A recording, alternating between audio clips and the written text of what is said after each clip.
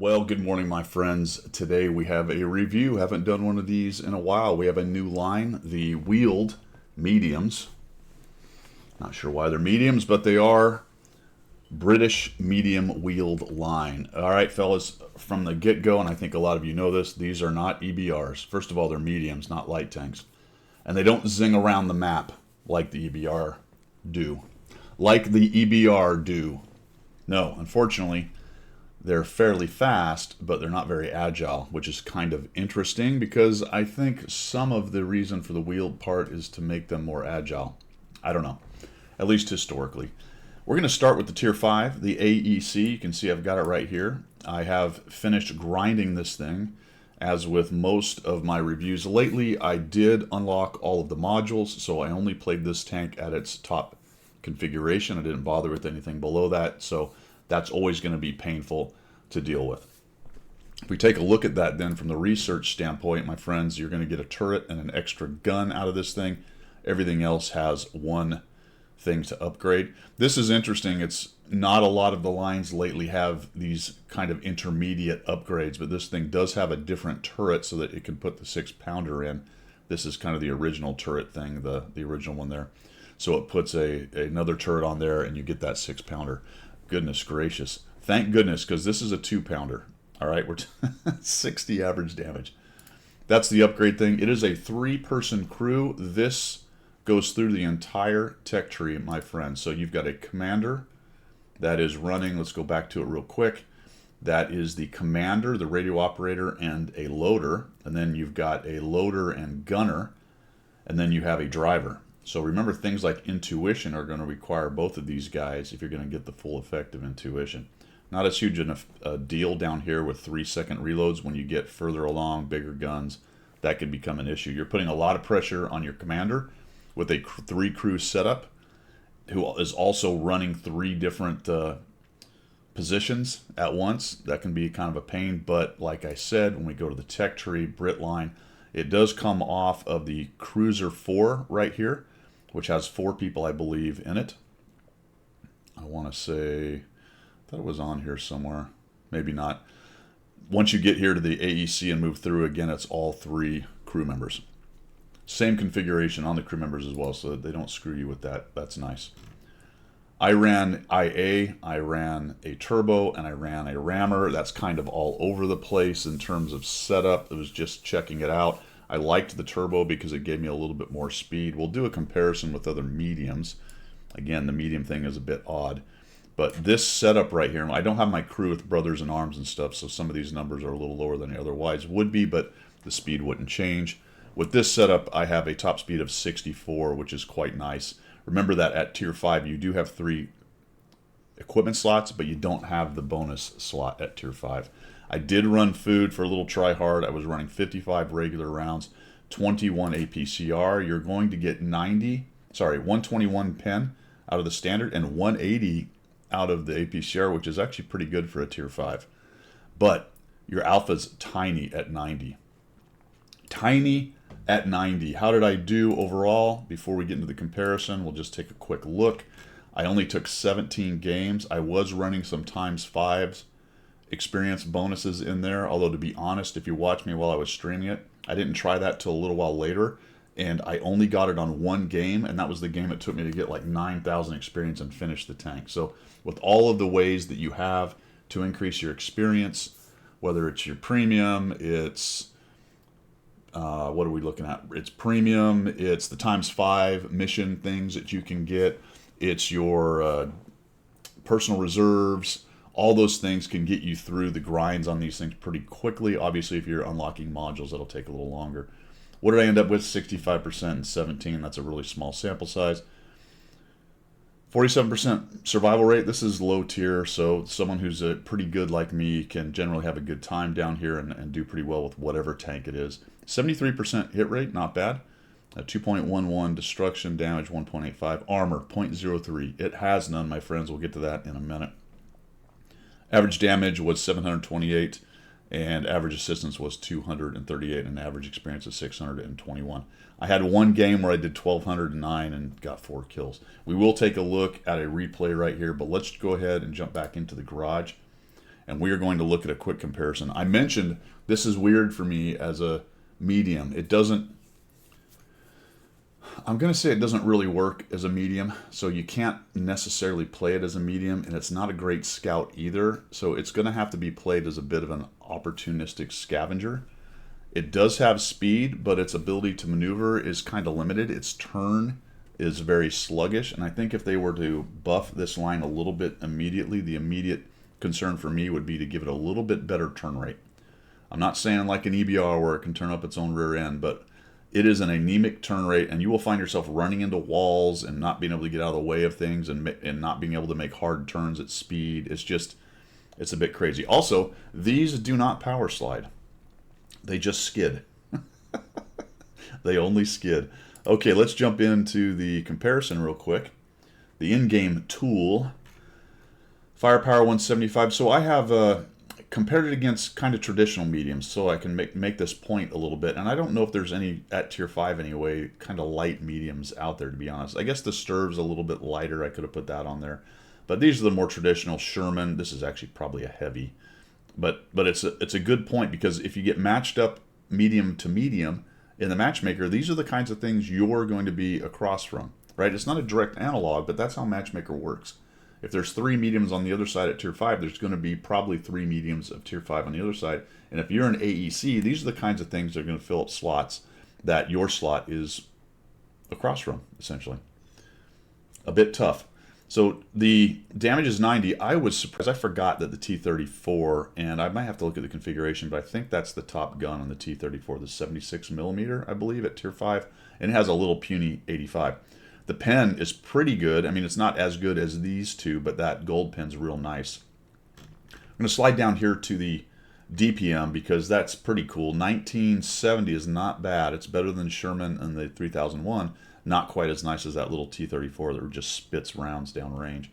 The way it gets there then is a 2.74 gun loading, which is just a little higher than the T-34.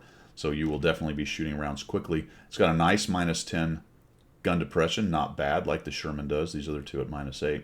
Aim time is okay at 1.92. That's the best in class. So really, in terms of gun handling, and a 0.37 dispersion, which is not quite as good as the German 3001. But for a tier 5, it's really interesting, this game. The lower tiers tend to have kind of bad dispersion, and then it starts to get better and better as they get higher. And then you get to some of the higher tiers, and you get some more derpy, really big cannons that have bad dispersion. So right now we're getting a little bit better dispersion as we move up in tiers at tier 5. So it wasn't bad. The gun handling is okay, essentially, is what I'm trying to get at here. We got a decent aiming time. We got a decent dispersion that can be helped with Brothers in Arms. If you want to run food, all the things that can help with all that good stuff, we can drop down the dispersion pretty well, make it more accurate, and we got a nice little DPM. The problem is that's all well and good, but if we slide down here, unlike the Sherman, the 3001, and the T-34 with its angles, we don't have any armor. So like a T-34, you can take it up there and have a reasonable expectation of bouncing some of the other tanks with some good angling. I mean, it's not fantastic armor, and clearly a tier 6 or 7 is probably going to beat the snot out of it. But tier for tier, a medium brawl, this T-34, 3001, and Sherman are going to have a huge advantage over the AEC in terms of armor. So you go, okay, Guido, then you're going to be standoff. You're going to be a spotting kind of guy, which is fine, but not a lot of the maps are built for that. And then you run into the problem of, yeah, I'm fast, but I'm not very nimble or maneuverable. So getting in and then getting out is a trick. Getting in is probably not a problem because I can rage in there. Getting out, that can definitely be a problem. And I just don't have any kind of armor to save me from any of the mistakes, where these three have some at least. And this thing is just eating HE. Or let's put it this way, HE is just eating this thing for breakfast. Had a couple guys come in on the stream, and they're running their VK2801s, and they're running things with HE that you wouldn't necessarily run with HE because there's a lot of AECs right now. That will damp down a bit, but you see somebody out there, they're probably gunning for you with HE, and it's going hurt. All right, 16, that's just nothing. All right, let's go down to the mobility, see what I was talking about here. The specific power is actually pretty good at 20, but remember, these three are pretty sluggish off the line to get going. 60 is pretty nice, 64 with the turbo. is not bad, but still, even with a 20 specific power, it does take this thing a little while to get up to speed. But once it does, it's cooking along. 60 is more like a downhill thing or a very flat terrain kind of road idea. The problem with the 60 and the relatively low specific power is the turn rate, traverse speed at 31 is very low. Look at this. I mean, it's down at the German level. And once you start turning this thing with the wheels, it will scrape off speed pretty much immediately. So it's not a good turning tank in any way, shape, or form. Good news, though, is it does have the mechanic where if you take a hit in the tires, you do not get completely stopped and tracked like the tracked vehicles will. It gets the wobbly tire, and you will slow down, but you will still be moving. It's a little bit worse, I would say, than the EBRs, at least from what it seems like right there. They only have 4 tires. So you say an EBR with 6 tires, they generally, if they lose one of 6, it's not as big a crush on your mobility, but you lose one of these, damage one of these 4, then it can slow it down. But it's still moving. It's still moving, so that's not bad. Concealment's okay. It's not quite T34 at 13, and then we've got probably underneath my icon right there, but it's 350, which I thought was horrible at first and is comparable to the rest of them. The Sherman's at 370, the VK's at 3001. So unless you really kind of go all in on some vision upgrades for this thing, like optics or something like that, you're probably not going to get to max view range, but that's a common problem at Tier 5. When I unlock the Tier 6, the Staghound, I do have it over the max view range, so it's a little bit easier to do so with that one. And when I get to that review, we'll talk about that. So there's your basic comparison. I mean, what do you say? It's not really a medium, guys. It soaks up a medium slot. It has hit points wise, it's in the ballpark at 580, but it's low, right? Even lower than the Sherman right there, or lower than the T34 actually. It's not horrible, so it's a light medium.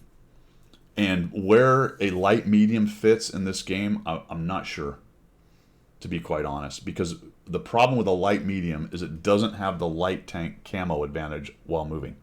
And it also doesn't have, this one in anyway, this one in particular, doesn't really have great vision. So you're like, oh, I'll just set it up as a scout kind of tank. Nah, not so much. Not so much. And anyway, it doesn't have the camo. And the big deal is, I just keep reiterating this, light tanks have their camo while moving. This does not. And that really puts the kibosh, I think anyway, on the light medium idea. Also, the channelized maps, where only a few maps are wide open enough where that speed would really be a huge advantage. I mean, talk about Himmelsdorf with this thing. You know, and I'm going to show you Paris, I believe. Kind of the same idea. At least Paris has a field where you can sort of hide in a bush for a little bit and consider your options. But its place in the meta, I don't know where it is. And it may not have one, especially based on the way it is set up. But there it is, the AEC, a wheeled medium tank. Let's go take a look at a replay. Okay, so we've got Paris here. We've spawned in to the west side, and here's your conundrum. Now it's a tier 7. I'm middle tier. Sorry, I'm bottom tier actually. Tier 5 right here. So you spawn into a game like this with your tier 5 AEC, and you're thinking, well, do I go brawl with the heavies like some mediums might if they had a decent turret and whatnot? Well, probably not, because I got 12 millimeters of armor, and I'm not really that maneuverable to kind of make slashing attacks or try to maybe come around people and get behind them or whatever. So that's not really a player. Can I go to the middle and spot? I guess, maybe, but I don't carry a lot of camo, so more than likely I get seen. So where am I probably relegated to? If I'm not looking for opportunistic possibilities in the middle early on, I'm headed for probably the north field. That's great. I'm going to the north field. Okay. Do I have a lot of vision? No, I don't. The green line isn't even close to max. All right, so that's not extremely helpful. Do I have a lot of camo? So maybe I can sneak up forward a little bit. Not really, no. Do I have some decent speed to be able to get into the bush first? Yeah, okay, possibly. Right, here we go. We're up to 52. We're headed downhill. We touch 64, 65. There's that kind of sluggish turn. And we'll jump up into this bush. Like, okay, great, this worked out nicely. We'll just pop up here. And there we go. Yay. Here we are. I mean, what are my options? Well, let's see if we can put a shot on this guy. There we go. Oh, good. Armor not hit. That's fantastic. That actually hit back. I think it went into the back tire because I didn't have enough lead fire. So he pops up in there. I didn't get spotted. I thought that was interesting. Probably has a bad crew. Might have been a double bush situation based on where he was. Not exactly sure how those bushes right in front of that tree work or don't work. So we're just going to hang out here. And honestly, I'm like a sideshow right now, guys. And this was my issue with this tank. It's very... And there's a lot of tanks like this in the game. A lot of positions and maps like this. There's a lot of situations in Matchmaker where you're lower tier that are like this. But this tank just sort of lives in this zone almost every time. What's my purpose? Well, I'm going to try to get some sniper shots in the field, guys. That's the best thing I could come up with. And I'm going to react to a battle that starts to really go our way. And what's interesting about this particular battle anyway, look at this Wolverine just sort of wandering over here. Normally you do that, you die. Now he is using those trees there, but I'm starting to get the feeling in this match that there's really nobody in the field. And that's going to be useful to me because one of the things the tank can do is it does have some speed and ability to get around and flank and become a kind of disruptor.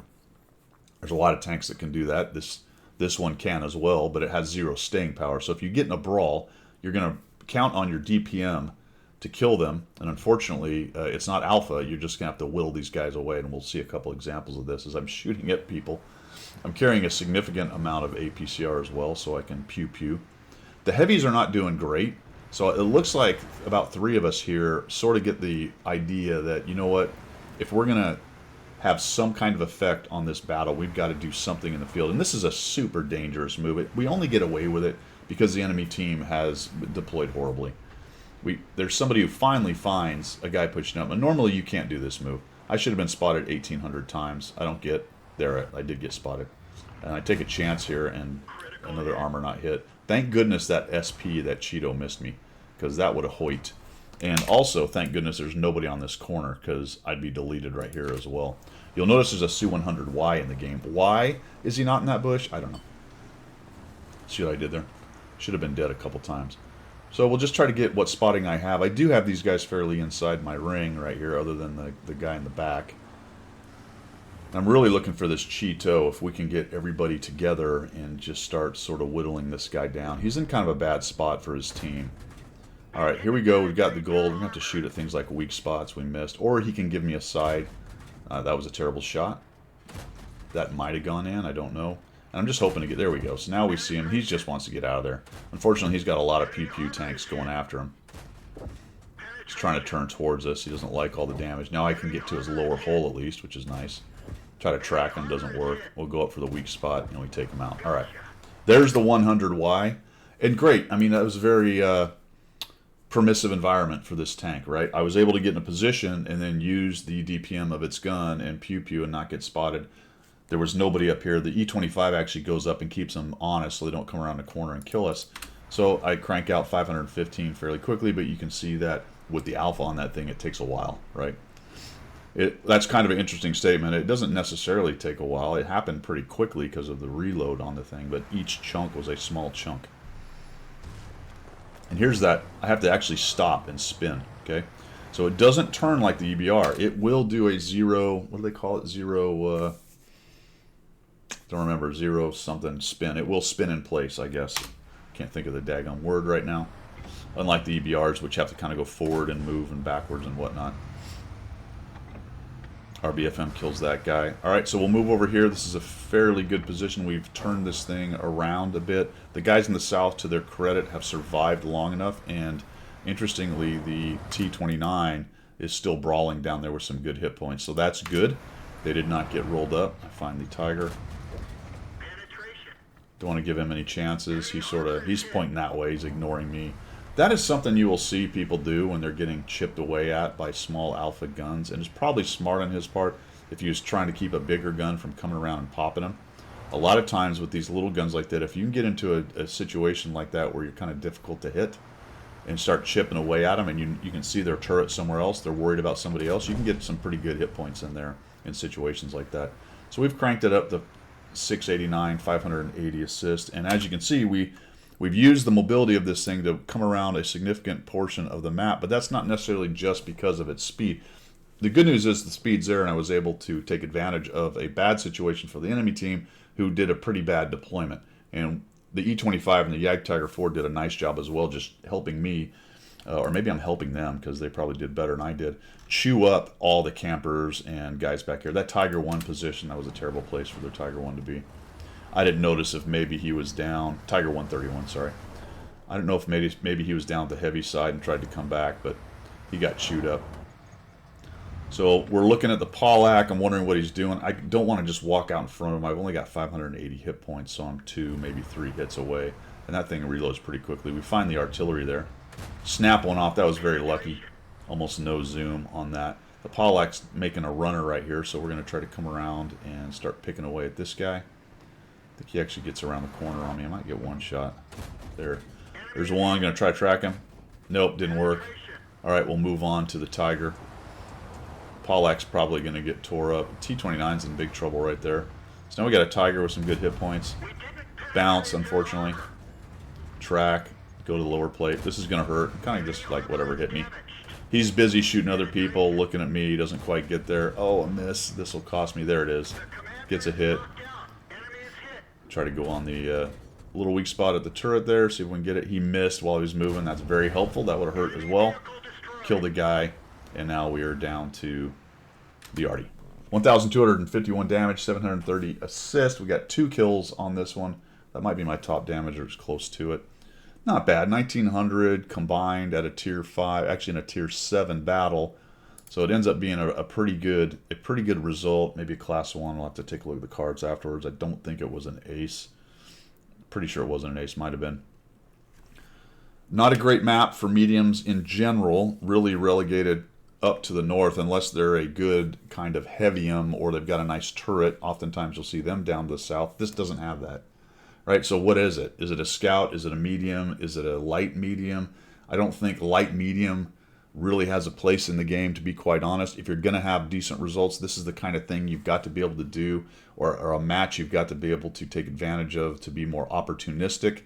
Get in there, get the DPM going, use the speed to move forward, even realizing, though, that its maneuverability is kind of crap. And I will tell you, in like a circling engagement, this thing is extremely painful. And my understanding is the rest of the line is kind of the same. So really, I think Wargaming, what they need, they don't need a huge buff to the traverse, but they need a little bit better whole traverse so that they can actually turn. There you go. Let's wrap it up.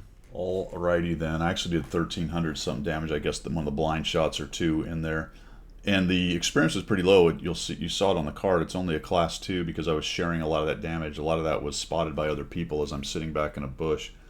What is my overall impression of the AEC? I mean, it's okay. It's pretty mediocre. I'm curious to see where the stats land on this thing. I feel like it's going to be a bottom 3rd medium tank at tier 5.